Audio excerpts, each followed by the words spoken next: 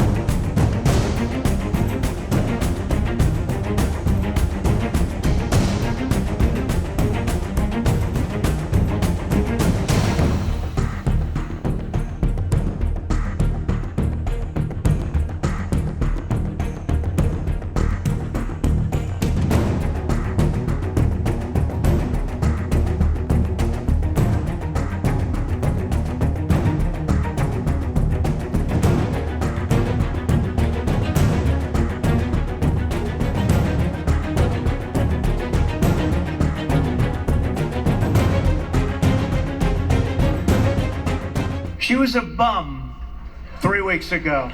She was a bum. A failed vice president in a failed administration with millions of people crossing, and she was the border czar. Now they're trying to say she never was the border czar. She had nothing to do with the border. She was the border czar. They're trying to take it. They're deleting it all over the place. They want to take it because we have the worst border in history.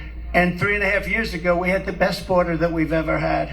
So now we have a new candidate to defeat the most incompetent, unpopular, and far-left vice president in American history. That's what she is, the most incompetent, but certainly the most far-left. Together 4 months from now, we're going to defeat Kamala Harris, who a short time ago strongly fought to defund the police and the radical left Democrat Party. We're going to take back that very beautiful White House, and we're going to make America great again, guaranteed, and it's going to go fast. But if radical, liberal Kamala Harris gets in, and by the way, there are numerous ways of saying her name. They were explaining to me, you can say Kamala, you can say Kamala. I said, don't worry about it. It doesn't matter what I say. I couldn't care less. If I mispronounce it or not, I couldn't care less.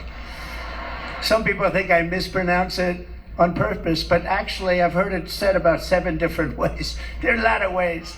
There are a lot of ways. But if radical liberal Kamala Harris gets in, you will have the exact opposite effect. Harris will appoint hundreds of extreme far-left judges to forcibly impose crazy San Francisco liberal values on Americans nationwide. Now, you've seen what's happened to San Francisco. It was the best city maybe in our entire country 15 years ago, and now it's barely livable. That's what she's the one that started. She was an original defunder. She was a defunder of the police. She said, let's defund the police. She was the first one to start it. She'll appoint hardcore Marxists to the Supreme Court to shred our Constitution and all of our religious liberty. She will do that absolutely. She will try as hard as she can to add as many justices as possible to the U.S. Supreme Court.